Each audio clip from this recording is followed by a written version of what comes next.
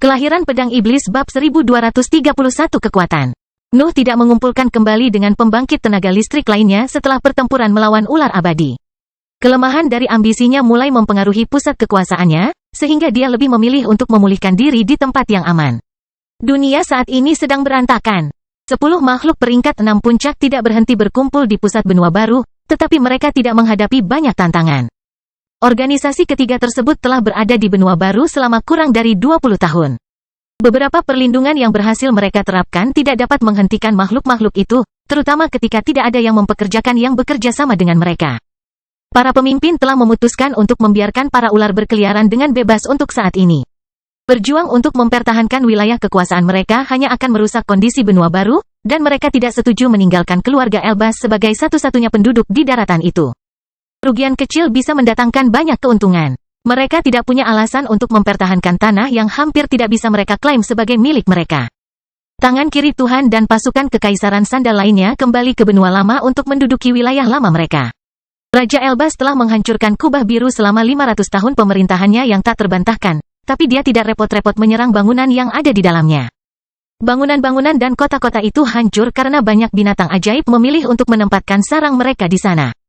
Namun, kekaisaran hanya memerlukan waktu beberapa tahun untuk membersihkan lahan tersebut dan mulai membangun kembali rumah leluhurnya. Tangan kiri Tuhan juga menunjukkan niat baik terhadap Dewan dengan mengabaikan klaim wilayah atas negara kepausan. Peter Agung Diana dapat memindahkan pasukannya ke sana sementara situasi di benua baru tetap tidak stabil. Hanya Hiv yang merasa sulit untuk menetap. Para iblis dan para petinggi lainnya ingin menggunakan Kepulauan Karang sebagai rumah sementara mereka. Namun, sebagian besar kerangka luar Karang Ungu telah menghilang setelah 500 tahun itu. Mereka hanya bisa menebak bahwa Raja Elbas tertarik pada material itu, tapi itu tidak mengubah kondisi rumah leluhur mereka.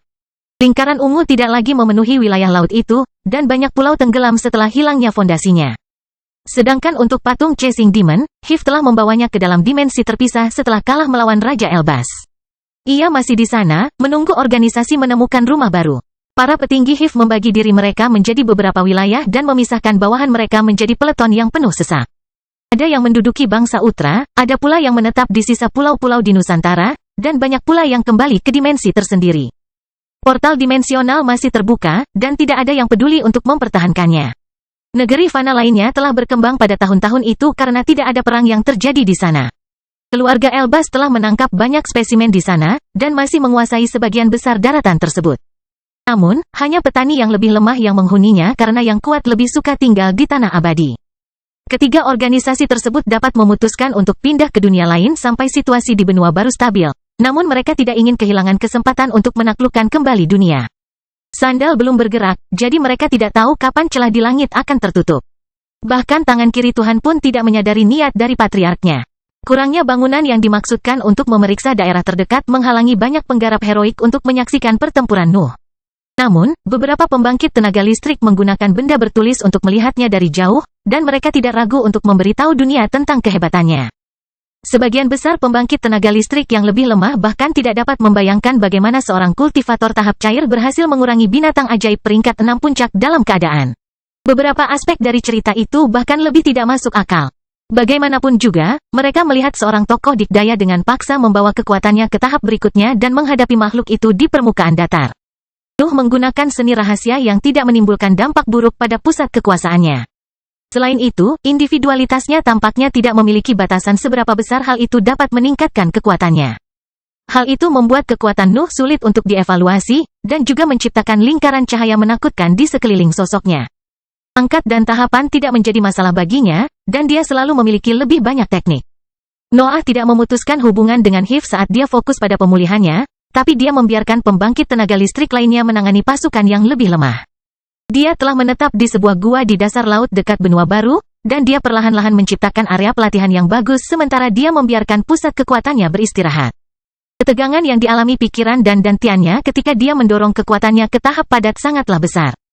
Jadi dia harus menghabiskan beberapa bulan tanpa melatih mereka untuk menghilangkan akumulasi stres. Itu bukan masalah dalam situasi itu karena banyak hal yang harus dia pikirkan.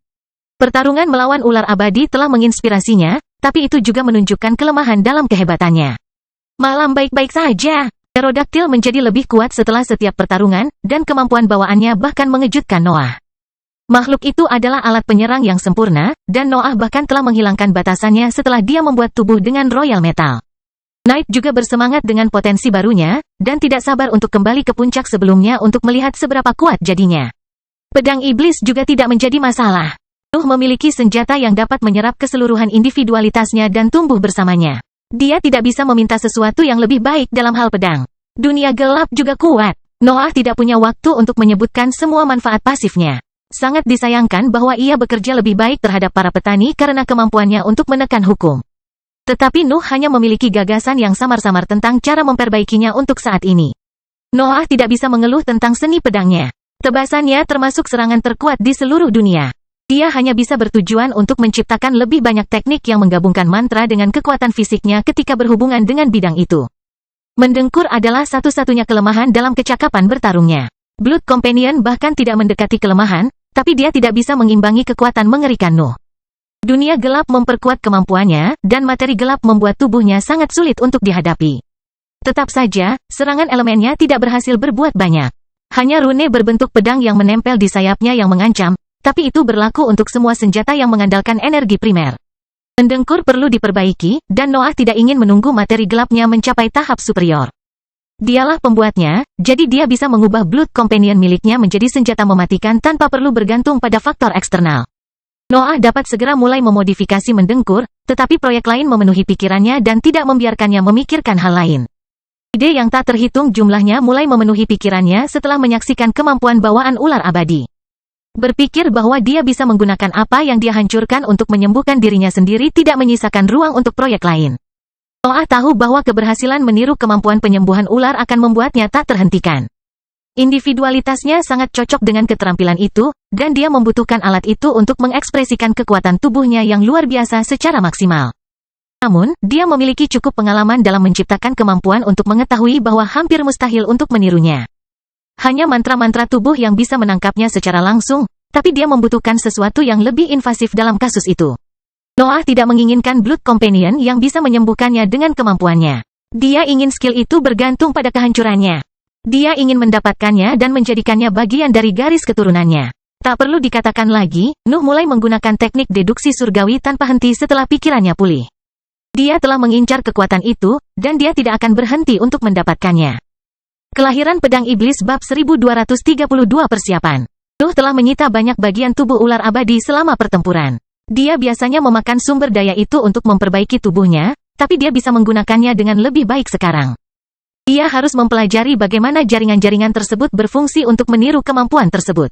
Teknik deduksi ilahi tidak pernah berhenti menghabiskan lautan mentalnya selama periode itu untuk membawanya lebih dekat ke solusi. Semua idenya akhirnya menyatu menuju keputusan yang tidak dapat dihindari.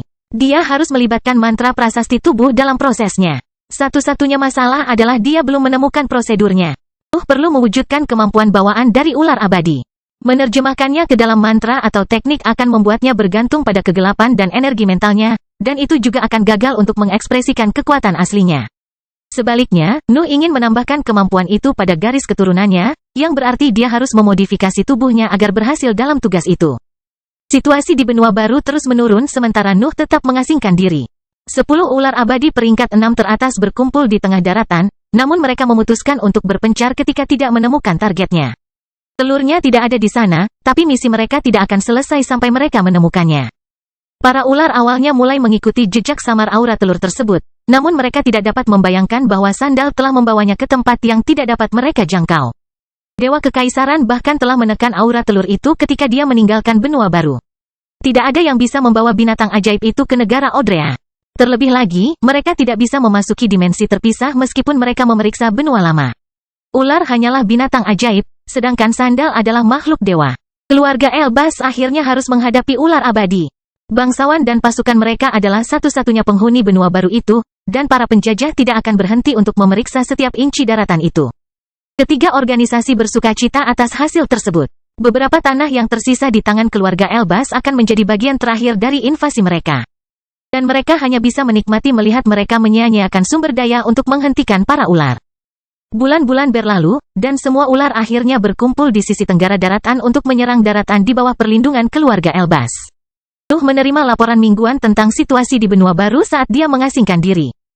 Keluarga Elbas telah berhasil menghentikan serangan ular dan mempertahankan wilayah kekuasaannya, jadi tidak ada yang perlu diperhatikan dalam pesan-pesan itu. Sesi meditasinya telah menghasilkan terobosan dalam proyeknya. Nuh sekarang tahu apa yang harus dia lakukan untuk menyerap kemampuan penyembuhan ular abadi, tapi dia harus meninjau detail prosedur itu dengan seorang ahli hebat di bidang prasasti. Flying Demon mengunjungi Noah dan membuat pintu untuk dimensi terpisah di guanya. Nuh perlu melanjutkan pelatihannya dengan rune Kesier ke-7, tetapi prioritas utamanya adalah mendiskusikan proyeknya dengan 37. Apakah kamu benar-benar ingin melakukan ini pada tubuhmu? 37 orang berkomentar setelah dia mengetahui tentang proyek Noah. Tingkat keberhasilan penempaan kedua tidaklah tinggi, dan produk akhirnya biasanya mengecewakan. Nuh dan robot sedang meninjau prosedur di sebuah bangunan di dalam dimensi terpisah. Tempat itu masih berisi kota-kota yang dibangun oleh ketiga organisasi selama 500 tahun persembunyiannya, tapi semuanya sekarang menjadi milik Hive. Tidak ada alasan bagi Dewan dan Kekaisaran Sandal untuk kembali ke dimensi terpisah. The Hive tidak akan berbaik hati sekarang karena dunia luar tidak memberikan ancaman apapun kepada mereka. Saya bahkan tidak yakin pikiran Anda dapat menahan tekanan ini, lanjut 37. Binatang buasmu itu seharusnya sudah mendekati batasnya. Tekanannya hanya sementara, jawab Noah. Saya tidak akan benar-benar membuat Blood Companion baru. Saya membutuhkan kesadaran makhluk itu hanya untuk memicu transformasi. Saya akan menekannya setelah prosedurnya berhasil. 37 orang mengangguk, tapi dia tampak tidak yakin dengan keseluruhan gagasannya. Tubuh Nuh sudah melampaui kewajaran yang ditentukan oleh langit dan bumi. Meningkatkan kekuatannya lagi merupakan risiko yang tidak perlu di matanya. Namun, Noah tidak bisa menyerah pada kemampuan penyembuhan itu. Ambisinya mempengaruhi pola pikirnya di bidang itu, tapi dia sudah memastikan bahwa individualitasnya tidak menipunya. Prosedurnya tidak rumit, dan risiko yang terkait dengan kegagalan tidak mematikan. Namun, Nuh membangunnya dengan mempertimbangkan bahwa tubuhnya dapat mengatasi sebagian besar batasan karena pusat kekuatan keempatnya. Lubang hitam adalah alat yang ajaib, tetapi 37 tidak suka bertaruh pada organ yang tidak memiliki fungsi tertentu. Robot tersebut lebih menyukai data aktual daripada keyakinan yang dapat diandalkan. Tetap saja, dia tidak bisa menghentikan Nuh untuk melakukan prosedur itu, jadi dia melakukan yang terbaik untuk mempelajarinya secara menyeluruh. Nuh akan memberinya sampel cairan perak yang dihasilkan oleh ular sebagai imbalannya, jadi dia memberikan segalanya untuk memoles proses itu. Noah harus melakukan banyak modifikasi dan kembali mengasingkan diri untuk menyelesaikan prosedurnya. Dia dan automaton membutuhkan waktu setengah tahun untuk menyelesaikannya, namun hasil dari pertemuan tersebut tidak memberikan hasil yang diinginkan. Sebagian dari prosedurnya harus tetap bergantung pada kemampuan tubuh Nuh. Hal ini akan berhasil jika lubang hitam membantu dalam masalah ini. Namun, itu sudah cukup bagi Nuh.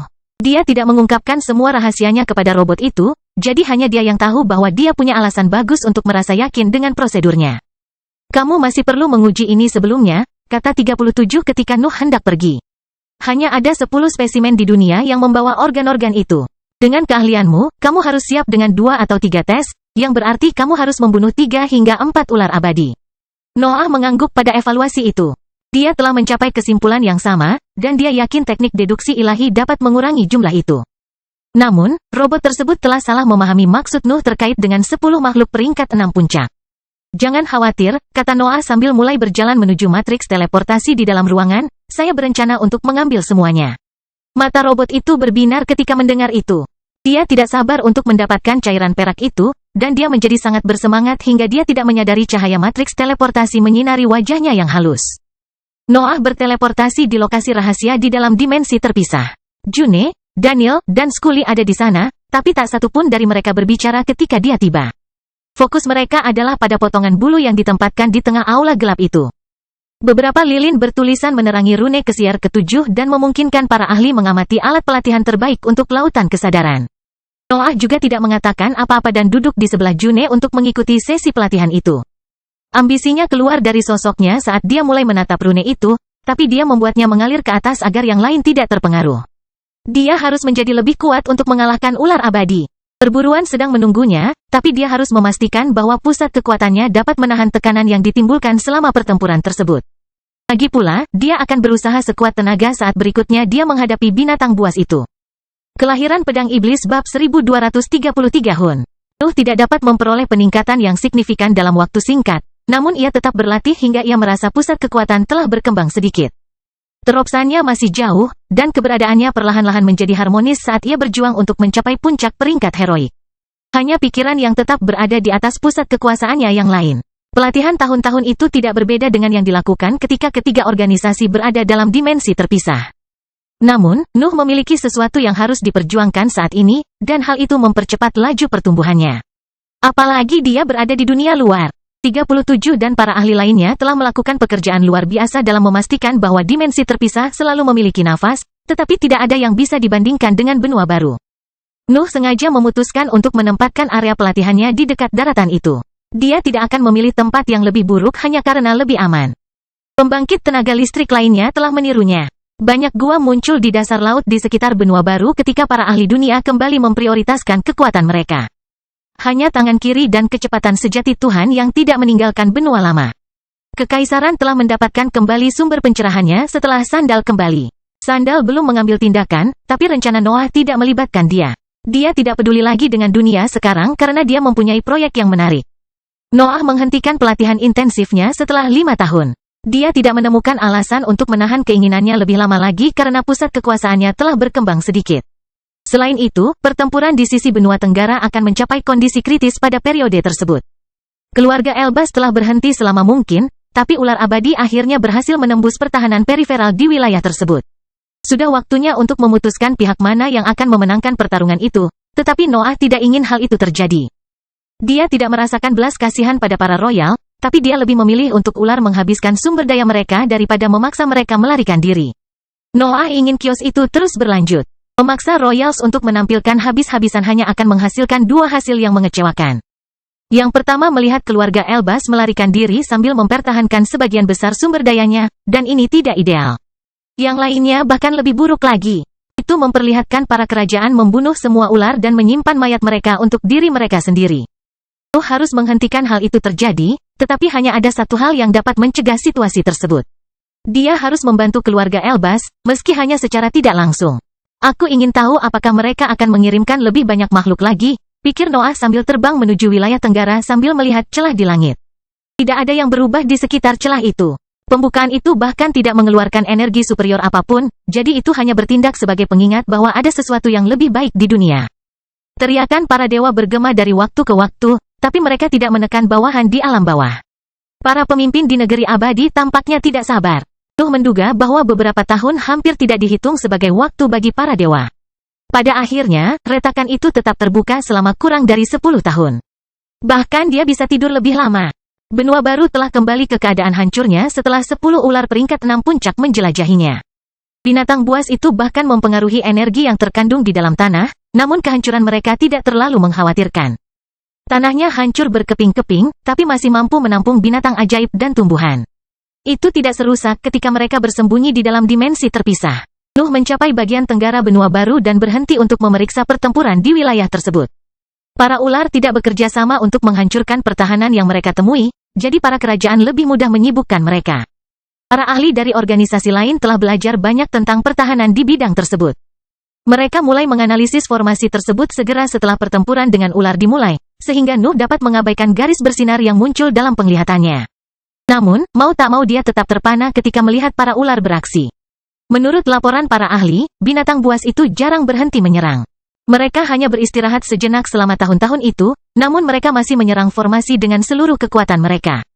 Stamina mereka luar biasa, dan mereka juga bisa menyembuhkan diri sendiri dengan menghancurkan serangan musuh. Nuh hanya bisa berpikir bahwa mereka benar-benar pantas mendapat gelar abadi. Sudah waktunya untuk memulai, pikir Noah sambil mengalihkan pandangannya dari medan perang dan memeriksa wilayah di sekitarnya. Itu adalah perburuan, yang berarti Nuh dapat bersiap untuk pertempuran. Dia merasa yakin bisa memancing salah satu ular keluar, jadi dia tidak membutuhkan umpan untuk pertarungan itu. Noah telah mengambil sisa ketidakstabilan yang terletak di jebakan yang terhubung ke dimensi terpisah, tapi dia tidak tahu apakah dia bisa menggunakannya secara efisien melawan ular abadi. Serangan utamanya harus datang dari teknik, mantra, dan individualitasnya. Noah membuka auranya begitu dia menemukan area yang cukup jauh dari medan perang. Energi primer terbentuk dan terakumulasi di langit saat ia memenuhi tanah dengan ketidakstabilan. Ambisinya melonjak pada suatu saat. Tingkat kultivasinya tumbuh perlahan, dan mantra muncul di sekitar sosoknya saat proses berlanjut. Lautan rune berbentuk pedang dan mantra lubang hitam muncul di sekitar Noah dan mulai menyerap energi primer yang terkumpul di area tersebut. Mendengkur juga muncul, dan sayapnya terbuka untuk menyerap sebagian energi primer itu. Tiga kemampuan yang memerlukan proses itu semakin kuat seiring Nuh membiarkan ambisinya membawa tingkat kultivasinya ke tahap yang solid. Level Nuh terus meningkat bahkan setelah melampaui batas peringkat aslinya. Itu masuk sedikit lebih dalam ke tahap padat sebelum berhenti sepenuhnya. Itulah batas ambisinya. Noah perlu mendekati tahap solid dengan tingkat kultivasi aslinya jika dia ingin individualitasnya menghasilkan efek yang lebih kuat. Noah membiarkan auranya menjadi liar pada saat itu, dan suara gemuruh keluar dari mulutnya. Teriakannya meminta tantangan kepada salah satu lawan lamanya. Ular abadi biasanya memprioritaskan perintah pemimpinnya, tetapi salah satu dari mereka sangat menderita karena Nuh. Ketika binatang itu merasakan auranya dan mendengar raungan itu, mau tak mau ia meninggalkan serangannya untuk menyerang posisinya. Raungan lain segera bergema di langit. Ular menjawab tantangan Nuh saat ular itu menyerangnya. Kurang dari 1 hari berlalu sebelum makhluk itu mencapai lawannya. Nuh menampakkan senyuman dingin saat melihat kondisi binatang itu. Ekornya tidak tumbuh kembali pada tahun-tahun itu, dan bekas luka yang panjang mencemari kepala mulusnya. Ular itu masih membawa tanda-tanda luka yang dideritanya selama pertempuran melawan Nuh. Hal yang sama berlaku untuk kemarahannya. Satu-satunya alasan mengapa Nuh tidak membutuhkan umpan adalah karena binatang itu masih marah dengan pertarungan itu. Asap hitam mulai keluar dari kulit Noah. Armor jahat itu segera menutupi tubuhnya, tapi 3 salinan mantranya tiba-tiba muncul di sampingnya. Materi gelap keluar dari dadanya pada saat itu. Lapisan pertahanan kedua terbentuk di atas 4 armor jahat, tapi itu tidak menghentikan timbulnya asap korosif. Kemudian, Noah mengendalikan mantra lubang hitam untuk bergerak di depannya. Bola hitam telah menjadi bintang raksasa tidak stabil yang melepaskan nyala api setelah menyerap energi primer dalam jumlah besar.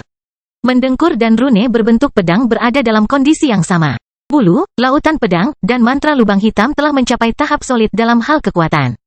Ular abadi tidak menghentikan serangannya bahkan ketika ia melihat semua teknik yang telah disiapkan lawannya sebelumnya. Namun Nuh tidak memiliki niat untuk menghadapinya secara langsung. Nuh melambaikan tangannya yang cakar, dan 3 salinan baju besi jahatnya terbang ke dalam mantra lubang hitam. Ketika mereka keluar dari sana, mereka telah menjadi raksasa setinggi 50 meter. Kelahiran pedang iblis bab 1234 penindasan. Ular abadi tidak takut dengan tampilan kekuatan Nuh. Tingkat pidatonya aneh untuk dievaluasi, dan dia tidak mendekati puncak peringkat ke-6. Namun makhluk itu masih memiliki pengalaman bertahan hidup. Rasa dingin merambat di punggung ketika melihat 3 raksasa yang marah keluar dari mantra lubang hitam. Binatang itu dapat merasakan bahwa salinan jahat itu berbahaya. Ambisi Nuh tidak dapat mengisi kekosongan antara dirinya dan ular. Tetap saja, dia melawan binatang ajaib, jadi dia bisa menggunakan seni superiornya untuk menutupi kekurangan kekuatannya. Ular bisa menggunakan tubuhnya dengan sempurna. Beberapa serangannya bahkan menyerupai seni bela diri karena efisiensinya. Namun, ia masih belum bisa dibandingkan dengan seorang yang berkuasa sebenarnya dalam hal seberapa besar ia dapat memperkuat kekuatan dasarnya. Makhluk itu hanya menciptakan gaya bertarung yang membuatnya menggunakan seluruh potensi tubuh dan kemampuan bawaannya. Nuh tidak mengerahkan dunia gelap dalam pertempuran itu. Dia lebih suka menyimpannya sebagai baju besi kedua yang memperkuat kekuatan fisik dan pertahanannya daripada menyia-nyiakannya untuk menciptakan wilayah kekuasaannya.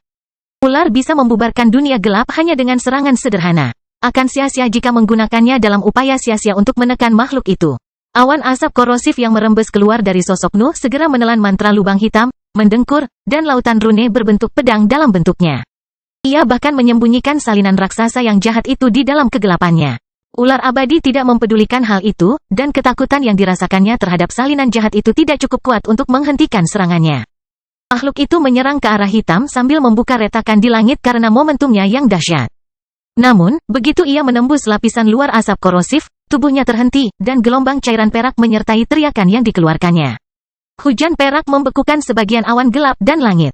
Lapisan tersebut menyebar di area itu, dan ular itu segera mematahkan ekornya yang cacat untuk menghancurkannya.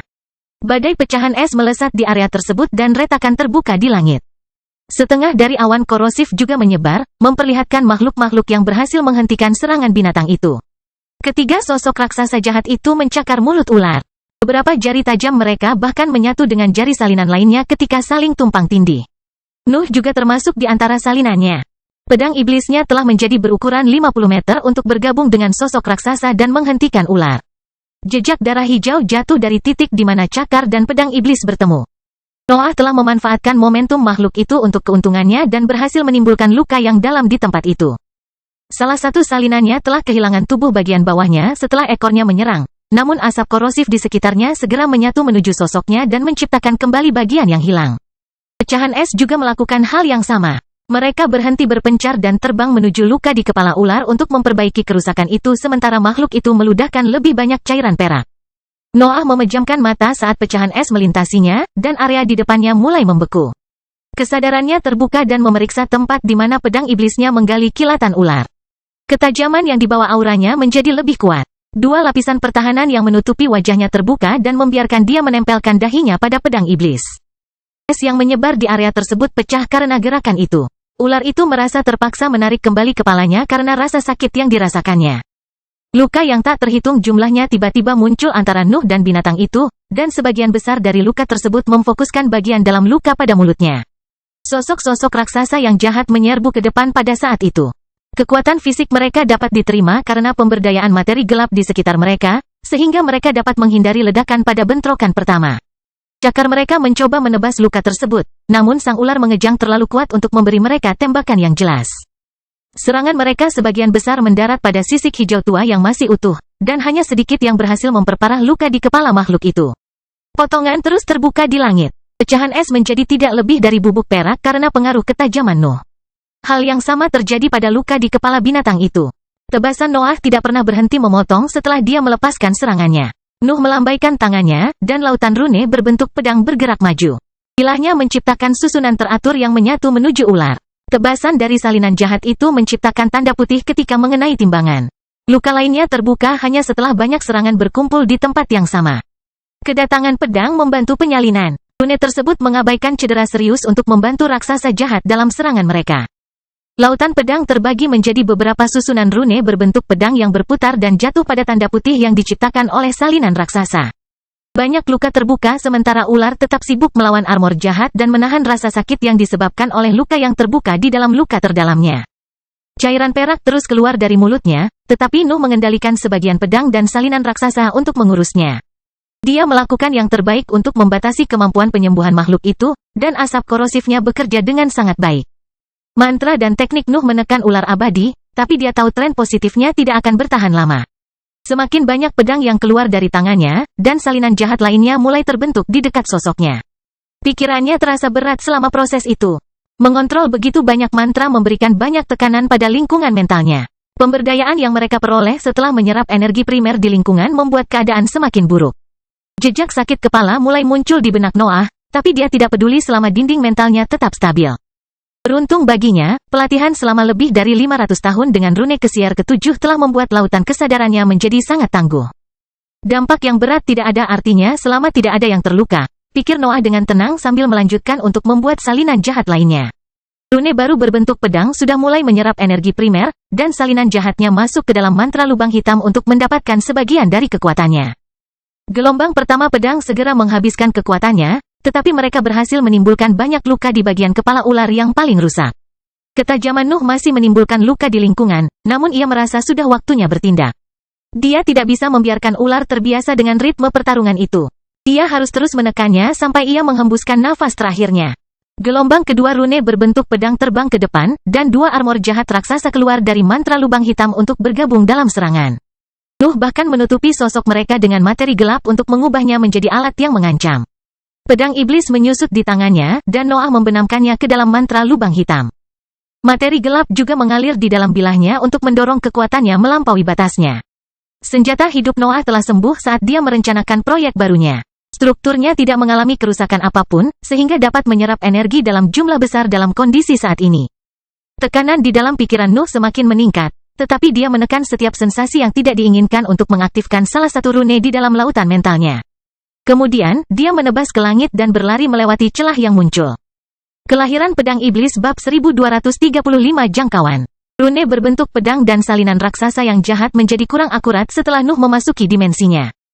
Mengontrol mantranya dari dalam lingkungan gelap itu sulit, dan ular abadi tidak mengabaikan detailnya. Binatang itu melawan banyak musuh, dan luka terus muncul di dalam lukanya yang paling parah, tapi dia tidak kehilangan ketenangannya terlalu lama. Serangan Nuh mengejutkannya, tetapi tidak ada rasa takut di matanya. Makhluk itu tahu betapa tangguhnya ia. Ia tidak suka menderita, namun tidak segan-segan melukai tubuhnya untuk melarikan diri dari situasi sulit. Ia sadar bahwa kemampuan penyembuhannya berada di luar jangkauan. Binatang yang lebih lemah biasanya mengabaikan seberapa kuat keterampilan bawaan mereka, tapi itu tidak berlaku untuk ular abadi.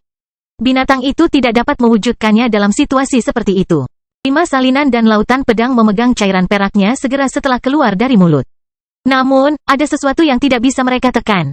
Ular itu mulai berjatuhan ketika asap korosif bahkan menghancurkan es yang menjadi pijakannya. Mantra Nuh mengejar makhluk itu hingga jatuh ke tanah. Serangan mereka tidak pernah berhenti, tapi binatang itu mulai melakukan serangan balik karena ia dapat memanfaatkan umurnya lagi. Salah satu salinan raksasa yang jahat itu meledak ketika ekornya retak pada sosoknya. Angin kencang yang terbuat dari asap tajam melesat kemana-mana di lingkungan tersebut, dan energi yang terkandung dalam armor yang berasap menyebabkan ledakan di area tersebut. Ular itu meraung kesakitan saat gelombang energi itu mengenai lukanya. Kondisinya semakin memburuk, dan pisau cukur memanfaatkan situasi tersebut untuk menimbulkan lebih banyak kerusakan. Binatang itu bahkan tidak berusaha menghindari serangan itu. Kepalanya tetap diam karena membiarkan kemampuan Nuh merusak kulit dan ototnya hingga menjadi tidak lebih dari segumpal daging yang cacat. Hanya tengkoraknya yang terus memberikan bentuk reptilia. Ekor ular terus retak sementara serangan terus berlanjut. Setiap serangan menghancurkan sebagian dari kemampuan Nuh, dan ia tidak keberatan menukarkan kulitnya untuk merawatnya. Kesadaran akan keabadiannya memungkinkan binatang itu bertarung sembarangan tanpa terlalu menderita. Bagaimanapun, ia selalu bisa beregenerasi melalui kemampuan bawaannya. Garis hitam muncul di samping leher ular dan melebar hingga membuat portal. Noah keluar dari sana sementara pedang iblisnya sudah bertujuan untuk menebas makhluk itu. Ular merasakan bahaya yang sangat besar pada saat itu. Noah telah menyerang pedang iblis dengan mantra lubang hitam dan materi gelap, dan ambisinya juga telah membawa tingkat kultivasinya ke kekuatan yang gila. Serangan itu bisa memotong lehernya. Bilahnya terasa berat saat turun menuju sisik berwarna hijau tua. Tekanan yang terakumulasi di sekitar bentuknya yang tajam merobek struktur langit dan memutarbalikkan cahaya yang mencapai area itu. Ular tidak memiliki metode pertahanan. Sisiknya biasanya cukup untuk melawan binatang lain. Namun, ia tahu bahwa ia bisa mati jika membiarkan serangan itu mendarat di lehernya. Tanpa metode pertahanan, ular hanya bisa mengambil pendekatan sebaliknya. Itu akan menyerang Nuh sebelum tekniknya mendarat. Nuh melihat bagaimana ekornya berputar dan berbelok tajam untuk terbang ke arahnya. Tekad muncul di matanya saat mendengkur terbentuk di lintasan serangan itu. Dia tidak akan mengelak. Dia tidak bisa kehilangan kesempatan itu. Noah tidak memilih untuk menggunakan mantra wab dalam situasi itu. Dia tahu bahwa salinan dan bilahnya tidak bisa menang dengan sendirinya. Hanya pedang iblis yang bisa menimbulkan luka mematikan. Nuh telah menunggu sampai ular itu muncul sebelum menyerang. Dia telah mengorbankan sebagian besar mantranya untuk menciptakan peluang itu. Dia muncul kembali hanya ketika ekornya menghancurkan salinan jahat raksasa ketiga. Namun, fleksibilitas ular telah melampaui ekspektasinya. Makhluk itu berhasil mengubah arah ekornya dalam sekejap. Pikiran Nuh telah menghitung segera setelah dia menyadari serangan itu. Dia tidak akan berhasil memotong seluruh kepalanya sebelum ekornya mendarat di pertahanannya. Namun, ular bukanlah satu-satunya eksistensi yang suka bertarung sembarangan. Pedang iblis mendarat di sisik berwarna hijau tua dan memotongnya seolah-olah itu adalah udara. Bilahnya terus menembus tubuh ular tanpa menemui hambatan apapun hingga mencapai setengah lebarnya. Senjata hidup itu belum menjadi lebih besar setelah menyerap energi dalam jumlah besar. Namun, jangkauannya jauh melampaui bentuk aslinya. Hanya setengah dari pedang iblis yang ada di dalam binatang itu, tapi kerusakan yang diakibatkannya bahkan mencapai sisi berlawanan dari leher makhluk itu. Namun, ketika Nuh sudah setengah melakukan tebasannya, ekor ular itu tiba. Momentumnya membuatnya menembus materi gelap yang membuat tubuh mendengkur, namun Blood Companion melepaskan bulunya pada saat itu. Mendengkur telah selesai mempersiapkan serangan terkuatnya sebelum Noah meluncurkan mantranya, tapi dia memilih untuk menyimpannya untuk situasi kritis. Bahaya yang dia rasakan datang dari ekornya sudah cukup untuk memutuskan menggunakan alat itu. Bulu-bulu itu berjatuhan di sisik-sisik gelap dan perlahan-lahan mengoyak jaringan ular. Ekornya terus menembus materi gelap saat ia terbang melalui rentetan serangan itu, dan potongan kulit jatuh ke tanah saat ia mencapai Nuh. Ekornya tidak lebih dari kumpulan jaringan berantakan dan berdarah yang terhubung ke tulang, tapi itu tidak cukup untuk menghentikan serangannya. Ekornya akhirnya menembus mendengkur dan mendarat di atas Noah saat dia masih menyelesaikan serangannya. Blood Companion telah berhasil menunda serangan ular kurang dari sekejap, dan Noah tidak dapat menyelesaikan tebasannya dalam waktu itu. Noah merasakan kekuatan besar mendarat di sisi kiri tubuhnya. 2 lapis armornya mencoba menghentikan serangan itu, tapi ekornya menembus mereka meski terluka parah. Hal itu membuat Noah terlempar dan membuatnya terjatuh ke tanah tempat dia menggali terowongan bawah tanah yang panjang. Medannya hancur saat dia mencoba menggunakan tanah untuk menahan dirinya agar tidak melangkah lebih jauh. Sebuah ledakan bergema di area tersebut ketika Noah melesat keluar dari tanah untuk melanjutkan pertempurannya. Namun, dia mau tidak mau mengumpat ketika melihat kondisi lawannya. Nuh telah kehilangan waktu kurang dari 5 detik di dalam tanah, tetapi ular telah mampu menghancurkan semua salinan raksasa yang jahat dalam periode itu. Ketika Nuh mencapai makhluk itu lagi, pecahan es yang tak terhitung jumlahnya telah berkumpul di luka yang memenuhi kepalanya. Beberapa dari mereka juga sudah menyembuhkan binatang itu. Nuh tidak membuang waktu, matanya tertuju pada luka besar di lehernya tempat sebagian besar pecahan es berkumpul. Hanya ada sebagian jaringan ular yang menyatukan kepala dan tubuhnya. Dia masih punya kesempatan untuk menghentikan proses penyembuhan. Armornya telah terbentuk kembali selama penerbangannya kembali ke medan perang, dan pedang iblisnya tidak pernah lepas dari tangannya. Namun, sang ular tidak segan-segan mengirimkan ekornya yang masih cacat ke arah lawannya lagi. Tekad sekali lagi muncul di mata Nuh. Sisi kirinya sakit, tapi dia tidak bisa berhenti sekarang. Ekornya mendarat di tengah tubuhnya setelah mendengkur muncul di lintasannya untuk menyerap kekuatannya. Kekuatan lain yang tak terhentikan melanda Noah, tapi dia segera menikam pedang iblis di salah satu dari beberapa titik di ekor yang masih memiliki daging. Dia tidak menuangkan energi apapun ke dalam senjatanya, jadi dia bisa menggunakan kekokohan jaringan ular untuk keuntungannya. Pukulan itu tidak berhasil membuatnya terlempar saat itu. Dia berhasil tetap berada dalam jangkauan ular dengan menggunakan pedang iblis sebagai pegangannya. Kelahiran pedang iblis bab 1236 mati. Mengalir melalui tenggorokan darah Nuh dan mencapai mulut. Pertahanannya baru saja memblokir serangan ular, tapi dia masih mengalami banyak kerusakan dalam prosesnya. Namun, dia hanya peduli pada fakta bahwa makhluk itu masih berada dalam jangkauannya. Asap korosifnya telah kembali memenuhi area tersebut, dan pecahan es yang terkumpul pada ular tidak dapat menyembuhkannya dengan cepat dengan hambatan itu. Pecahan es belum menyembuhkan ular sepenuhnya. Masih mengalir dari 2 darah luka serius, dan asap korosif tidak segan-segan memenuhi titik-titik tersebut. Sayatan tak henti-hentinya muncul pada luka di tengah mulut makhluk itu. Teknik Nuh tidak mudah untuk dilawan, dan binatang ajaib tidak memiliki akses ke kemampuan yang dapat menekannya. Luka diremehkan masih yang terdalam. Bagian dari jaringan yang menempel pada tubuh dan kepalanya telah tumbuh kembali, namun lukanya masih melampaui tulang belakang ular. Giliranmu, pikir Noah sambil menggunakan tangan yang bebas untuk meraih ekornya. Aku akan menanganinya dengan tidak terlalu serius. Sebuah bayangan keluar dari cincin luar angkasa Nuh dan menyatu dengan asap setelah pemikiran itu. Sementara itu, Nuh mencabut pedangnya dan menusuk bagian tengah ekor ular. Nuh telah menghilangkan setengah bahaya ular itu dengan menahan ekornya. Dia tidak akan menyerah pada keuntungan itu dalam waktu dekat. Kesadarannya menyebar dan seringai jahat muncul di armornya yang berasap saat dia terus menarik dan menusukkan pedang iblisnya untuk menyerang tubuh ular. Materi gelap juga mengalir di dalam kaktus saat dia mempersiapkan serangan yang kuat. Ular itu tidak tinggal diam. Ia mengira asap korosif itu mengganggu karena lambatnya pemulihannya, tapi ia tahu bahwa penyebab di balik kemampuan itu adalah sosok kecil yang mencengkeram ekornya. Makhluk itu mencoba menghilangkan kehadirannya dengan membanting ekornya ke tanah berkali-kali. Retakan besar terbuka di medan dan seluruh bagian wilayah itu hancur karena kekuatan fisiknya. Namun, Nuh tetap melekat pada tubuhnya bahkan setelah ia meronta-ronta. Ular tidak ragu-ragu menyerang dengan kepalanya pada saat itu. Ia tidak peduli ekornya akan mengalami kerusakan dalam prosesnya. Ia bisa pulih hampir ke puncaknya selama ia membunuh lawannya. Nuh melihat kepala reptil besar itu menyerbu ke arahnya, tetapi kepala reptil itu menebas ekornya sebelum serangan itu mencapai dirinya. Kemudian, dia meninggalkan celah berbentuk manusia saat dia memasuki dimensinya. Serangannya memotong ekornya dan membuat ular mengaum marah saat mulutnya menggigit udara kosong. Makhluk itu memuntahkan lebih banyak cairan perak untuk menggunakan waktu luangnya untuk pulih, tetapi rasa sakit tiba-tiba menyebar dari kepalanya. Nuh muncul kembali di kepala makhluk itu dan menusukkan pedangnya ke luka dalam di mulutnya. Pedang iblis bergabung dengan potongan lainnya untuk menghancurkan jaringan-jaringan itu, dan ia menggali lebih dalam ke dalamnya saat materi gelap mengalir di dalam bentuknya. Ular itu mengayunkan ekornya ke arah Nuh, tetapi ia belum terbiasa dengan bagiannya yang hilang, sehingga serangan itu meleset darinya. Noah bisa terus menusuk pedang iblis lebih dalam pada lukanya tanpa repot-repot menghindar. Luka tiba-tiba muncul pada luka di leher makhluk itu juga. Sebuah bayangan memotong bongkahan daging setiap kali ia memasuki luka itu, dan penyembuhan pecahan es segera tidak lagi cukup untuk melawan serangan itu. Ular itu membenturkan kepalanya ke tanah dalam upaya putus asa untuk melepaskan Nuh, tetapi pijakannya tetap kokoh saat dia terus menggali daging makhluk itu.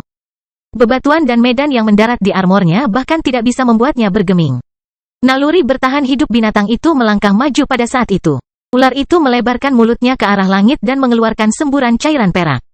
Sebuah kolom terbentuk di udara sebelum hujan perak turun di mana-mana di medan perang. Es menutupi area itu dalam sekejap. Nuh belum pernah melihat ular melepaskan begitu banyak cairan perak pada saat yang bersamaan, dan dampaknya terhadap lingkungan sungguh luar biasa. Hujan perak mencapai setiap inci area itu dan mengubahnya menjadi es yang pecah dan menyatu menuju ular. Jejak panjang pecahan es mulai berterbangan untuk memperbaiki luka yang diderita binatang itu. Asap korosif Nuh mengalami nasib serupa. Kemampuan pasif dari demonic foam tidak bisa menghentikan skill itu. Cairan perak lebih tahan dibandingkan pecahan es dan bahkan dapat membekukan gas yang mengancam itu. Racun yang dibawa oleh bentuk iblis juga tidak dapat mempengaruhi ular. Tanda hitam tidak dapat melukai tubuh sekuat itu karena Nuh jauh lebih lemah daripada makhluk itu dalam tingkat kultivasi sebenarnya. Noah melihat es menyebar kemana-mana di sekitarnya, tapi dia tidak panik. Dia mempunyai satu kejutan terakhir untuk sang ular, dan kesadarannya memberitahunya bahwa kejutan itu akhirnya tiba. Sang ular bergembira saat merasakan lukanya menutup, namun sebuah benda hitam tiba-tiba memenuhi pandangannya. Mantra lubang hitam tetap ada di langit setelah pertempuran terjadi di tanah. Nuh telah menelepon sekarang untuk menghadapi pergumulan terakhir dari binatang itu. Mantra lubang hitam tidak pernah berhenti menyerap energi primer. Kekuatan dalam masa yang tidak stabil itu bahkan membuat takut Nuh, tapi dia tahu bahwa dia tidak bisa menghindari ledakan itu. Bola gelap besar itu meledak ketika ular itu mengeluarkan raungan marah. Semua pecahan es yang berkumpul menuju makhluk itu lenyap di bawah gelombang energi yang dilepaskan selama ledakan, dan bahkan cairan perak pun berhenti jatuh. Armor Nuh memblokir sebagian dari gelombang kejut itu.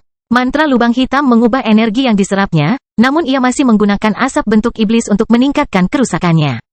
Itu tidak akan menyakiti Noah, jadi dia hanya perlu memblokir sisa energinya. Lapisan pelindung materi gelap runtuh dan terbentuk kembali selama gelombang kejut tersebut. Energi liar yang mengalir ke tubuh Noah bahkan menghancurkan demonic foam di beberapa titik, yang membuatnya harus menanggung sebagian ledakan dengan kulit telanjangnya. Area tersebut menjadi sangat berantakan sehingga Knight harus melarikan diri dari luka di leher ular dalam situasi tersebut. Ledakan mantra Black Hole terlalu berbahaya. Noah menggunakan seluruh kekuatannya untuk tetap menempel di kepala ular selama gelombang kejut itu. Ambisinya hampir mencapai batasnya ketika dia mengandalkan individualitasnya untuk menahan ledakan tersebut. Gelombang kejut akhirnya berakhir. Noah bahkan tidak perlu memeriksa untuk mengetahui bahwa tubuhnya penuh dengan luka, tapi dia punya urusan penting lainnya yang ditangani sekarang. Ambisinya melonjak untuk terakhir kalinya saat materi gelap mengalir di dalam pedang iblis yang masih menusuk kepala ular. Pembuluh darahnya menonjol saat dia mencoba menutupi kekurangan tenaga dengan kekuatan fisiknya. Bilahnya mulai bergerak sementara ular terus meronta. Noah menyeret pedang iblis ke kepala ular saat dia mencoba mencapai otaknya. Pedang iblis menjadi lebih panjang saat berada di dalam kilatan ular. Lebih banyak tangisan bergema di langit selama proses itu, tetapi Nuh tidak dapat meluangkan waktu sedikitpun untuk memeriksa dunia luar. Knight melanjutkan serangannya juga, dan Snorre berubah untuk menahan ular abadi yang terluka parah. Para boneka mulai bekerja sama untuk mengakhiri pertempuran yang melelahkan itu. Bentuk iblis dan materi gelap menutupi sosok Nuh untuk memberdayakan kekuatan fisiknya. Dia menggunakan semua yang dia punya untuk membunuh binatang tangguh itu. Taungan keluar dari mulut Nuh saat pedang iblis memotong kepala ular hingga mencapai luka di leher. Nuh membutuhkan waktu beberapa saat untuk menyadari bahwa dia sebenarnya telah memotong bagian atas tengkorak makhluk itu menjadi dua. Raungan lain terdengar dari belakang Noah. Kepala ular abadi terjatuh saat Knight selesai memotong jaringan terakhir yang membuatnya melekat pada seluruh tubuh dan mengumumkan kemenangannya. Makhluk besar itu jatuh tak bernyawa ke tanah, tetapi Nuh tetap mengaktifkan kemampuannya meskipun tingkat budidayanya menurun drastis. Matanya tetap tertuju pada ular abadi, namun kesadaran superiornya segera memastikan bahwa binatang itu telah mati. Kelahiran pedang iblis bab 1237 gelombang kedua. Kegembiraan dan kelelahan bercampur dalam diri Nuh saat dia menatap mayat mangsanya. Dia telah berhasil membunuh binatang ajaib peringkat 6 puncak, tapi dia telah membayar harga yang mahal untuk mencapai itu. Tubuhnya sakit di beberapa titik, dan darah terus mengalir keluar dari mulut karena banyaknya luka di dalamnya. Noah belum memeriksa kondisinya secara menyeluruh, namun dia tahu masalahnya tidak baik. Dia telah berusaha sekuat tenaga melawan ular abadi. Lawan yang berbeda mungkin memerlukan pendekatan lain, tapi itulah hal terbaik yang bisa diungkapkan Nuh saat ini. Dia telah menggunakan mantra barunya, ambisinya, dan seluruh asetnya. Pusat kekuatan perlu berkembang jika dia ingin meningkatkan kekuatan pertarungannya. Mayat ular abadi dan semua potongan dagingnya menghilang saat Nuh disimpan di dalam cincin luar angkasanya. Dia tidak membutuhkan seluruh tubuhnya untuk eksperimennya, jadi dia bisa memakan sebagian besar makhluk itu setelah dia pulih. Nuh meludahkan seteguk darah saat dia berangkat untuk terbang kembali ke guanya. Kelemahan dari ambisinya membuatnya merasa sangat lemah, namun dia mengabaikan rasa sakit yang datang dari tubuhnya untuk meninggalkan area tersebut. Kesadarannya tetap waspada terhadap kemungkinan ancaman lainnya. Dia berada pada posisi terlemahnya sekarang, dan itu akan menjadi saat yang tepat untuk menyergapnya. Inilah alasan aku membiarkan pangeran kedua hidup-hidup, Noah mengulangi sambil memikirkan itu. Nuh tahu di mana ular abadi lainnya berada, jadi dia tidak akan merasakan bahaya apapun dalam situasi itu jika dia tidak meminta pangeran kedua untuk tetap menjadi ancamannya. Sebaliknya, satu-satunya fakta bahwa Royal ada di luar sana membuat Noah tetap fokus pada lingkungan. Lubang hitamnya bahkan mengeluarkan lebih banyak energi dari biasanya ke dalam lukanya untuk menstabilkannya dan membuatnya tetap siap bertarung. Itulah yang diinginkan Nuh. Dia ingin pikirannya terus-menerus merasakan bahaya untuk memaksa pertumbuhannya terus-menerus. Kedamaian adalah musuhnya, dan hanya rintangan tanpa akhir yang dapat mengingat individualitasnya. Sesuatu yang aneh terjadi ketika Nuh terbang kembali ke guanya. Kematian ular abadi tidak luput dari perhatian. Para pemimpin di negeri abadi memusatkan perhatian mereka pada bidang yang lebih rendah, dan mereka tidak lupa menyadari bahwa salah satu bawahan mereka telah menghilang. Raungan keluar dari celah di langit ketika para dewa menyadarinya. Semakin banyak tangisan yang menyusul, dan gemanya menyebar hingga ke dasar laut. 9 ular peringkat 6 puncak menghentikan serangan mereka di wilayah yang dikuasai oleh keluarga Elbas untuk berkumpul kembali dan mengaum ke langit. Noah masih berada di dekatnya saat itu terjadi, jadi dia mendengar semuanya. Tangisan itu tidak memiliki arti khusus dalam kata-kata manusia. Mereka hanya bertujuan untuk memaksakan jawaban dari bawahannya agar pemimpin mereka bisa mengerti jika salah satu dari mereka telah meninggal. Mereka tidak dapat melihat semuanya, pikir Noah sambil menambahkan informasi itu ke dalam pikirannya. Dia tidak tahu apakah para dewa memiliki pandangan yang jelas tentang dunia bawah atau hanya bisa berkomunikasi melalui tangisan, tapi kejadian itu memecahkan sebagian keraguannya. Nuh menduga para pemimpin dapat mendengar semuanya dengan sempurna, tetapi mereka tidak dapat memeriksa setiap inci tanah fana dari sudut pandang mereka. Nuh sudah menebak hal serupa karena para pemimpin tidak bereaksi ketika sandal menyembunyikan telur itu di dimensi terpisah. Bahkan mungkin ada penundaan pada gambar yang terlihat di negeri abadi karena jarak antar pesawat. Peristiwa itu mengkonfirmasi hipotesisnya dan menambah lebih banyak data pada pengetahuannya tentang tanah abadi. Tetap saja, hal itu juga membuatnya mengerti bahwa para pemimpin tidak akan tinggal diam saat dia memburu bawahan mereka. Nuh berakselerasi sementara auman terus bergema di langit. Dia tidak tahu apa yang akan terjadi setelah para pemimpin memastikan kematian salah satu bawahan mereka, tapi dia terlalu lemah untuk menghadapi akibat apapun. Raungan yang datang dari celah itu menjadi lebih keras, tapi para bawahan hanya bisa terus mengeluarkan tangisan mereka. Situasi itu harus berlanjut selama 1 jam penuh sebelum para dewa menyerah untuk menemukan pion mereka yang hilang. Keheningan menyelimuti dunia pada saat itu. Noah terus terbang dengan kecepatan penuh menuju guanya, tetapi nalurinya memberitahunya bahwa ada sesuatu yang akan datang. Para ahli di dunia mulai mengamati retakan yang masih ada di atas kepala mereka. Lapisan es perak yang menutupi tepinya perlahan mencair dan beberapa tetes jatuh di benua baru. Tetesan itu berasal dari kemampuan bawaan ular abadi, tapi jauh lebih kuat daripada yang dihadapi Nuh. Saat menyentuh tanah, es menyebar hingga menutupi seluruh wilayah. Noah melihat itu terjadi tepat di depan matanya. Tetesannya telah jatuh di dekat pusat benua baru, dan dia belum melintasi area itu ketika wilayah dalam penglihatannya menjadi daratan es berwarna perak. Sisa kemampuan bawaan dewa sudah cukup untuk mengubah 1/4 benua baru menjadi tanah beku. Nuh bahkan tidak bisa membayangkan seberapa besar kehancuran yang bisa ditimbulkan oleh salah satu pemimpin itu. Nuh dengan cepat mengubah arah. Ia menyelam di laut dekat pantai timur untuk melanjutkan perjalanan pulang ke rumah di bawah air. Sementara itu, dunia di sekitarnya berubah ketika para pemimpin dewa menanggapi kejadian di alam bawah dengan lebih serius. Sebuah cakar hijau menembus celah itu lagi, dan langit terancam hancur karena kekuatan yang dilepaskan oleh binatang suci itu.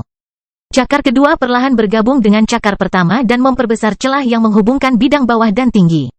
Retakan besar yang terhubung dengan kekosongan terbuka di langit seiring dengan meningkatnya tekanan di bidang bawah. Bahkan tanah mulai bergetar saat aura makhluk itu menyebar ke seluruh dunia. Para pembangkit tenaga listrik hanya bisa merasa putus asa ketika mereka menyaksikan adegan itu. Mereka tidak bisa bersembunyi dari ancaman itu kecuali mereka memutuskan untuk bermigrasi ke dunia lain. Lebih banyak celah terbuka di langit. Situasinya mencapai titik ketika tarikan gravitasi dari kehampaan mulai mempengaruhi beberapa binatang ajaib yang terbang di kejauhan. Adegan itu menggambarkan dunia di ambang kehancuran, dan Nuh tidak ragu-ragu untuk berbalik menuju portal dimensional ketika dia melihat bahwa makhluk ilahi tidak berhenti. Namun, seruan kesakitan tiba-tiba bergema di langit. Percikan oranye menembus cakar hijau, dan retakan muncul pada strukturnya. Beberapa pecahan hijau yang jatuh dari cakarnya terbakar menjadi abu karena pengaruh percikan api. Tampaknya langit dan bumi tidak mengizinkan makhluk itu menghancurkan alam yang lebih rendah.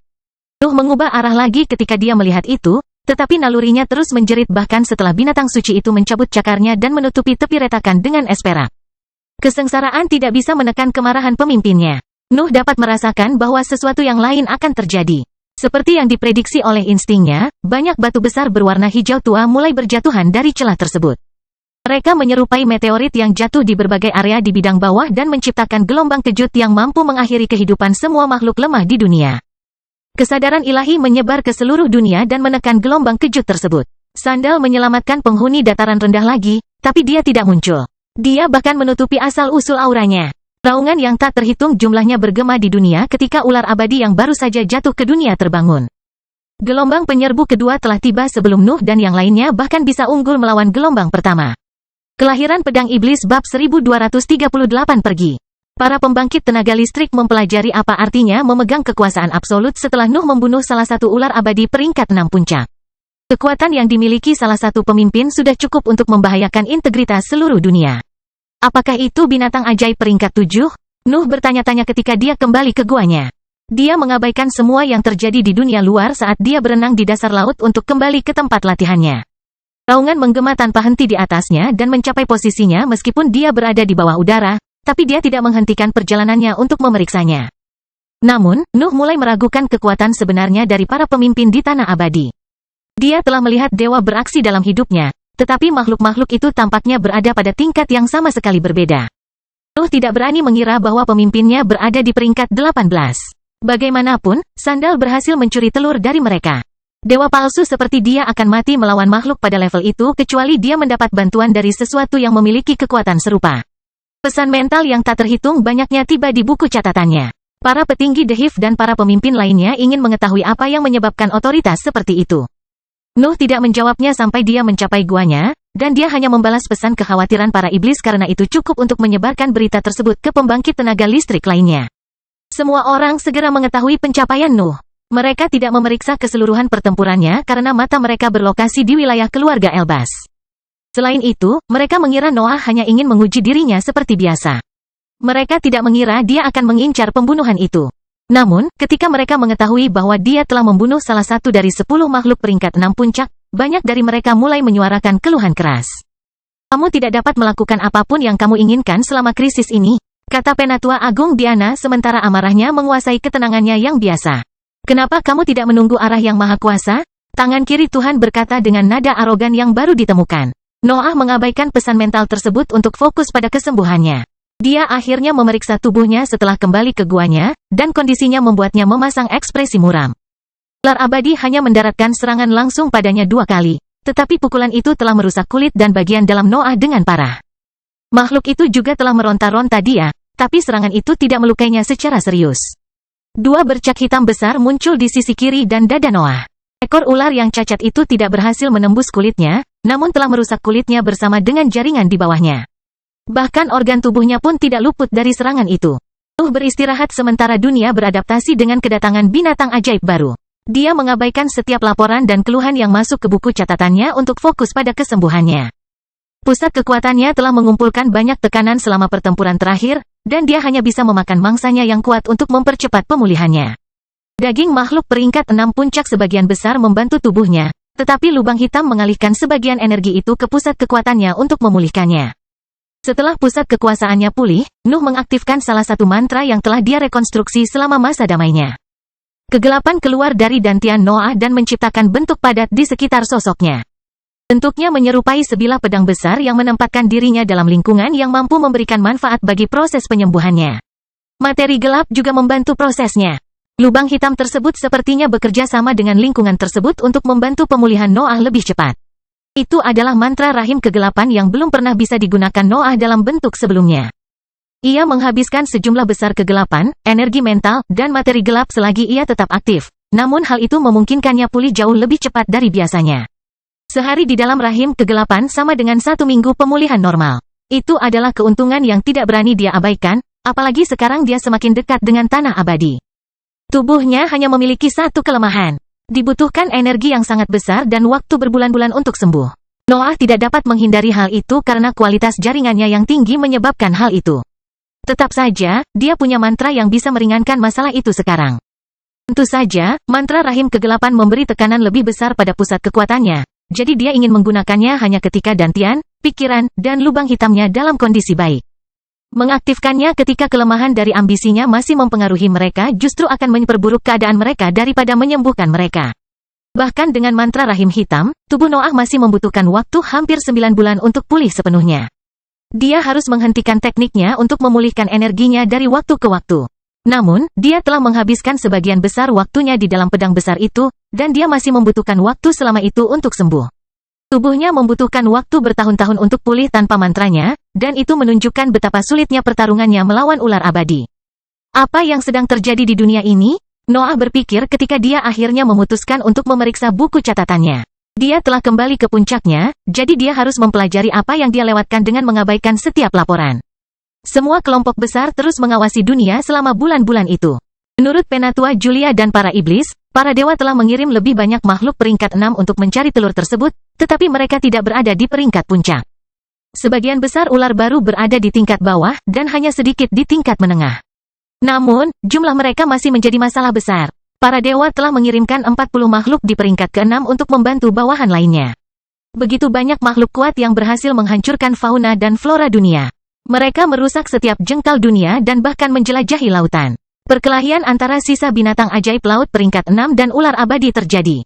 Zona perburuan para penguasa laut tidak berarti apa-apa bagi makhluk yang datang dari negeri abadi. Bahkan keluarga Elbas harus menyerahkan wilayah kekuasaannya setelah ular abadi menerima bala bantuan. Binatang ajaib telah berkumpul di bagian tenggara benua baru tepat setelah mereka mendarat, dan serangan mereka bukanlah sesuatu yang bisa dihentikan oleh para kerajaan. Serangan 49 makhluk peringkat 6 adalah sesuatu yang belum pernah terjadi di alam yang lebih rendah.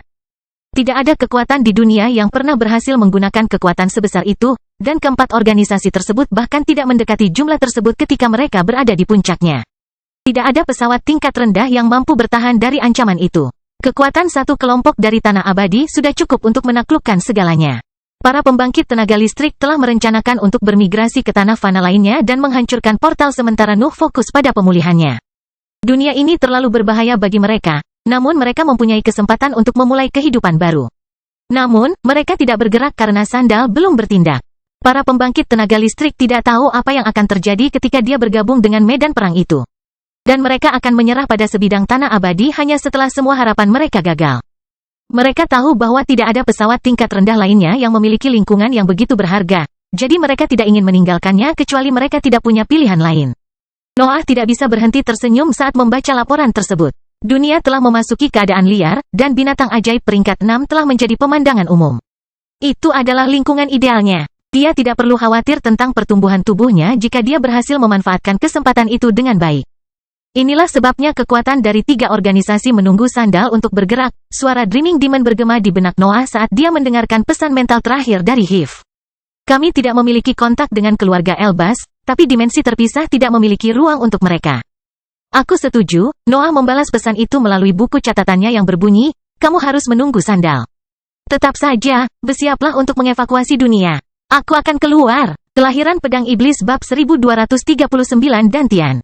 Buku catatan Noah berdering tanpa henti setelah Dreaming Demon menerima pesan itu, tapi dia tidak peduli. Pembangkit tenaga listrik lainnya ingin mengevakuasi dunia karena dunia menjadi terlalu berbahaya, tetapi Nuh menemukan lingkungan baru yang sempurna untuk kebutuhannya. Ada 49 makhluk peringkat 6 baru di dunia, dan semuanya dapat membantu tubuh Nuh mencapai puncak peringkat heroik. Dia tidak bisa melepaskan kesempatan itu untuk melewatkan bertahun-tahun penyerapan energi yang membosankan dari lingkungan. Nuh telah mendapatkan 1 mayat, tetapi dia membutuhkan 3 hingga 4 mayat lagi agar merasa percaya diri dengan proyeknya. Sekarang dia memiliki spesimen yang lebih lemah, tetapi perburuan menjadi jauh lebih sulit menurut laporan bawahannya.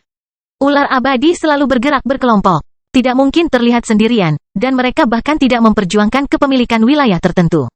Binatang-binatang itu tampak sangat konservasi di misi mereka. Mereka mencari di daratan dan lautan tanpa henti pada rintangan yang mereka temukan di jalan mereka. Para ular bahkan menjelajahi dunia bawah tanah di kedua benua. Binatang buas itu menggali terowongan besar dan menghancurkan seluruh wilayah untuk memeriksa setiap inci bidang bawah. Beberapa kelompok juga sudah berpindah ke dasar laut. Kekuatan besar mereka tidak cukup untuk menggali terowongan yang mencapai Laut Merah dalam waktu singkat, tapi mereka tidak keberatan melakukan tugas itu setiap hari.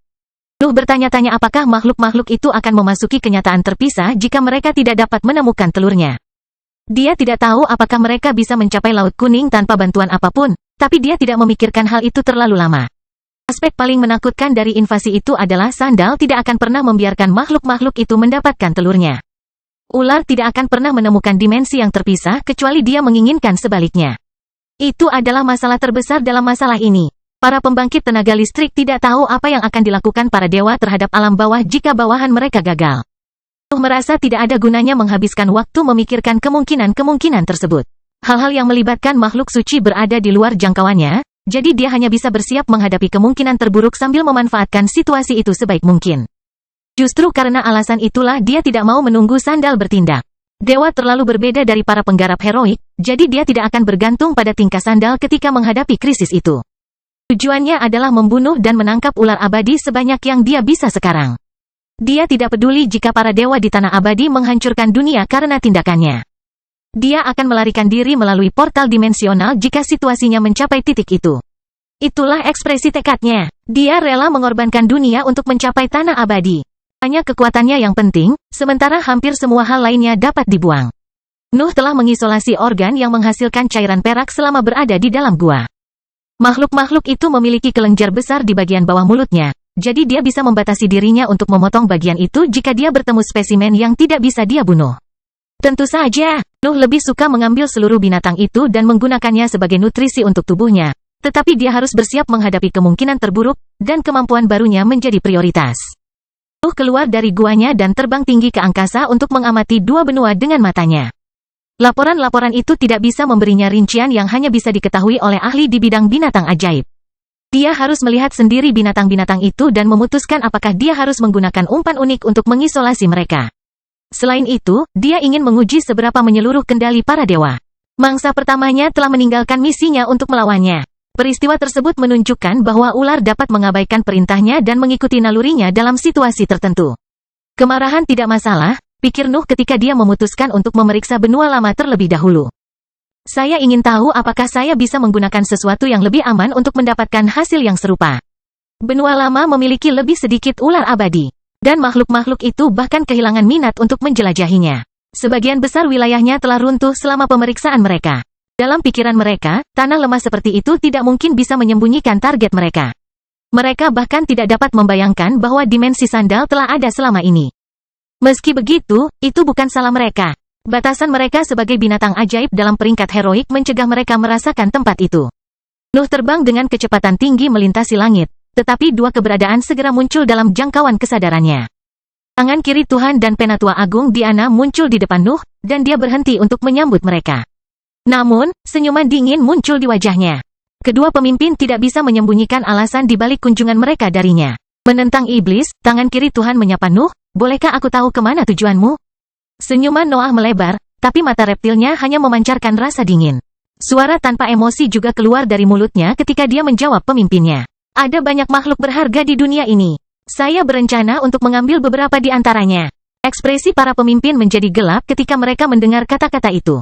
Noah bahkan tidak berusaha menyembunyikan niatnya. Perilakunya membuat para tokoh dikdaya sadar bahwa dia tidak menganggap mereka mampu menghentikannya. Kamu harus menahan rasa laparmu ini, kata Penatua Agung Diana dengan kata-kata paling sopan yang bisa dia temukan. Nasib dunia sedang dipertaruhkan. Mengapa kamu berburu sekarang? Kamu bisa menunggu Dewa Kekaisaran Sandal untuk memastikan keselamatan kita terlebih dahulu. Nuh mendengus dan menggelengkan kepalanya. Dia juga tidak ingin merusak hubungannya dengan Penatua Agung Diana, tetapi dia tidak akan memperlambat pertumbuhannya untuk mempertahankan aliansi. Semua orang menyadari bahwa Nuh adalah kultivator heroik terkuat di alam bawah, dan dia tahu manfaat yang didapat dari gelar itu.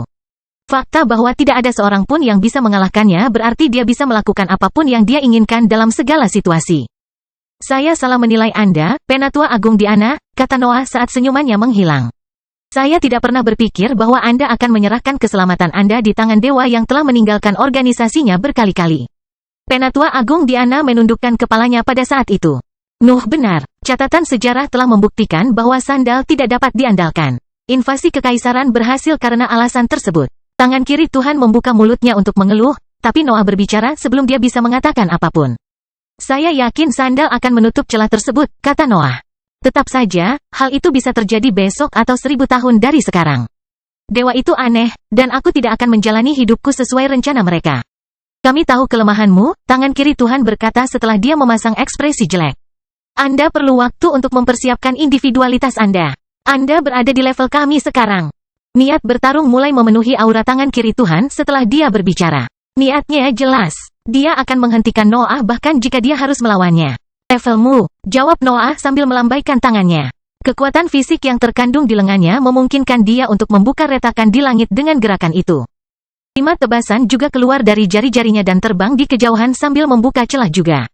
Tangan kiri Tuhan hanya bisa diam melihat pertunjukan kekuatan itu. Dia tahu Noah kuat, tapi dia tidak sendirian. Noah tidak ingin berdiskusi lebih jauh.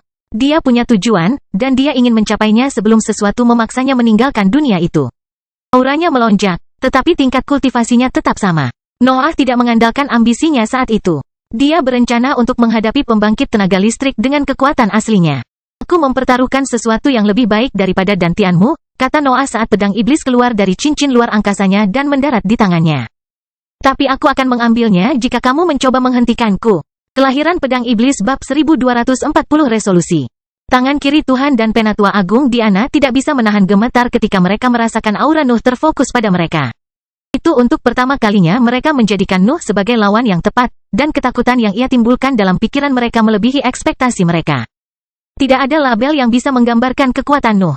Dia adalah seorang yang menguasai tahap cair yang mampu mengekspresikan kehebatan tahap puncak tanpa ambisi, dan kekuatan peringkat puncak ketika individualitasnya mendorong keberadaannya. Dia memiliki berbagai serangan di gudang senjatanya, tetapi serangan utamanya menampilkan tebasan yang bisa menandingi mantra. Boneka-bonekanya juga menutupi segala kekurangan dalam gaya pertarungannya, dan tubuhnya mampu melakukan keajaiban. Nuh adalah lawan paling menakutkan di seluruh dunia. Dia jahat dan kompeten, dan tak seorang pun bisa mengklaim mengetahui keseluruhan kehebatannya. Seluruh dunia mengetahui cerita tentang pencapaiannya. Petualangannya sudah tercatat dalam catatan sejarah. Namanya membawa beban dari semua rintangan yang telah ia atasi sepanjang hidupnya. Berpikir untuk menghadapinya adalah hal yang bodoh, tetapi tangan kiri Tuhan dan Penatua Agung Diana bertindak dengan itikat yang baik. Dunia sedang dipertaruhkan pada periode itu, dan dihentikan Nuh adalah satu-satunya cara yang dapat mencegah kehancurannya. Tangan kiri Tuhan telah kehilangan sebagian besar kendalinya setelah sandal kembali ke alam bawah. Dalam pikirannya, kekaisaran telah menjadi organisasi terkuat di dunia lagi, jadi dia tidak akan menahan diri dalam urusan politik. Penatua Agung Diana berbeda. Dia bisa memahami Nuh dan tangan kiri Tuhan, dan niatnya hanya bersifat praktis. Mengandalkan sandal adalah pilihan teraman dalam situasi itu, sementara membiarkan Noah bertindak bebas akan memaksa organisasinya untuk bermigrasi ke dunia lain.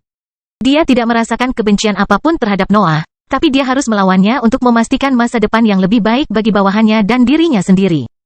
Noah juga ingin menghindari pertempuran itu. Dia bahkan tidak akan berdiskusi dengan para pemimpin ketika dunia masih dalam kondisi seperti sebelumnya. Namun kemunculan begitu banyak makhluk kuat telah mengubah prioritasnya. Dia membutuhkan ular abadi untuk proyek dan tubuhnya, tapi dia juga ingin memiliki pasukan yang berharga jika situasi dunia terlalu sulit untuk ditangani sendiri. Ambisinya membuatnya menginginkan segalanya, termasuk kekuasaan yang dimiliki oleh dua organisasi sekutu. Tetap saja, dia tidak akan ragu sekarang karena tangan kiri Tuhan telah menyatakan pendiriannya. Dia menunggu untuk menyerang hanya karena Penatua Agung Diana belum mengungkapkan auranya. Tindakannya akan menentukan apakah pertarungan itu harus terjadi. Penatua Agung Diana melirik ke arah matriark sebelum mengalihkan pandangannya ke Nuh. Semburat penyesalan muncul di ekspresinya saat auranya melonjak, dan bola-bola berderak terbentuk di sekitar sosoknya. Berbagai emosi pada ekspresi matriark lenyap saat tekad menggantikannya. Mereka berada dalam kekacauan yang sama sekarang. Mereka harus bertahan dari amukan kultivator terkuat dalam sejarah. Retakan berbentuk manusia menggantikan sosok Nuh segera setelah Penatua Agung Diana mengeluarkan auranya. Para matriark saling membelakangi dan bersiap menghadapi serangannya. Seluruh dunia tahu tentang kemampuan Nuh. Para ahli gagal melihat bagian dari pertempuran melawan ular abadi, tetapi mereka telah mengamatinya sejak lama. Tidak ada tindakan Nuh yang dapat mengejutkan mereka. Baik tangan kiri Tuhan maupun Penatua Agung Diana telah mempersiapkan tindakan balasan terhadap kemampuan ikoniknya, dan mereka memiliki item yang dapat menghalangi gaya bertarungnya yang biasa. Garis-garis hitam muncul di sekitar para matriark yang tidak meninggalkan posisi bertahan mereka. Serangan itu melebar hingga menciptakan portal yang melepaskan ratusan tebasan, tapi Noah tidak muncul kembali di tempat terbuka. Tangan kiri Tuhan memegang kipas kuasi peringkat 7 dan mengayunkannya ke arah tebasan yang datang ke arahnya. Angin kencang terbentuk di depannya dan berbenturan dengan serangan Nuh. Penatua Agung Diana mengeluarkan lensa hitamnya, dan bolanya yang berderak melepaskan petir ke dalamnya untuk meningkatkan kekuatannya. Serangannya juga berbenturan dengan tebasan, tapi menciptakan serangkaian percikan api saat meledak. Para matriark tidak lemah. Serangan mereka menangkis tebasan Nuh, tapi asap hitam perlahan merembes keluar dari portal dan menciptakan awan korosif lebar yang menyelimuti kedua pembangkit tenaga listrik tersebut. Sambaran petir kecil muncul pada sosok Penatua Agung Diana dan bertindak sebagai kulit kedua saat menyambar tubuhnya untuk menghancurkan asap korosif. Tangan kiri Tuhan juga mempunyai teknik untuk melawan bentuk iblis. Pusaran air kecil namun cepat terbentuk di atas area tertentu di tubuhnya dan mengumpulkan asap korosif di sekitar sana untuk melepaskannya kembali ke lingkungan. Bentuk iblis menjadi terlalu terkenal. Setiap pembangkit tenaga listrik di dunia telah mengembangkan tindakan penanggulangan terhadap fitur-fitur yang mengancamnya. Bahkan sekutu Nuh harus menciptakan mantra yang dapat melawan korosinya. Para matriark tidak berani bergerak. Mereka aman selama mereka saling menjaga satu sama lain, dan mengisi daya melalui cloud hanya akan memaksa mereka untuk mengandalkan kolaborasi improvisasi mereka. Mereka akan menjadi lebih lemah dalam situasi itu, dan Noah pasti akan mengeksploitasi kelemahan gaya bertarung mereka. Pilihan terbaik mereka adalah tetap pada posisi mereka dan bereaksi terhadap semua yang Nuh berikan kepada mereka. Bayangan bergerak menembus awan. Bentuk humanoid dan aneh muncul kurang dari sekejap di tatapan para matriark dan memaksa mereka untuk tetap waspada. Asap yang lebih tebal juga menyebar melalui awan saat mereka tetap berada dalam situasi tersebut. Tidak butuh waktu lama sebelum dunia gelap terbentuk di sekitar lapisan tebal asap korosif yang terus menyerang para matriark. Nuh keluar dari dimensinya pada saat itu. Dia bisa merasakan hukum para matriark berjuang untuk mengatasi penindasan dunia gelapnya, tapi hanya Penatua Agung Diana yang bisa mencapai sedikit keberhasilan. Dunia gelap adalah wilayah kekuasaan Nuh. Dia memutuskan apa yang ada di dalamnya. Namun, itu juga merupakan kelemahan dari teknik itu karena dia harus menggunakan kekuatan yang cukup untuk menekan hukum yang datang dari musuhnya. Penggarap membutuhkan kekuatan yang besar dan unggul untuk membebaskan diri dari dunia gelap. Setiap pendekatan lain hanya akan menderita karena pembatasan yang telah diputuskan oleh Nuh. Nuh mengangkat pedangnya dan mengarahkannya ke titik tertentu di awan gelap. Pedang iblisnya mulai bergetar, dan semakin banyak materi gelap yang mengalir di dalam bentuknya untuk memperkuat serangannya. Tangan kiri Tuhan tiba-tiba merasakan bahaya dalam pikirannya, dan nalurinya menyuruhnya melakukan manuver mengelak. Namun, dia meremehkan seberapa cepat serangan Nuh dapat terjadi. Sensasi nyeri tiba-tiba menjalar di bahu kirinya. Dia menundukkan kepalanya hanya untuk melihat lubang seukuran kepalan tangan muncul di tempat itu. Sepak terjangnya tidak mengenai lengannya, tapi tangan kiri Tuhan tahu bahwa kegagalannya dalam melancarkan serangan mematikan bukanlah kesalahannya. Pusaran air di sekitar tubuhnya mencegah pukulannya mengenai kepalanya. Nuh mengincar pembunuhan pada serangan pertamanya. Dia juga tidak bermain-main. Berbagai sensasi berbahaya muncul di benak para matriark pada saat itu. Mereka berdua melirik sekutunya untuk mengevaluasi situasi tersebut, dan mereka tidak ragu untuk menyampaikan bahwa mereka memiliki ancaman yang sama. Gelombang asap mengalir melalui awan, dan banyak serangan muncul dalam pandangan para matriark saat mereka mengerahkan pertahanan mereka.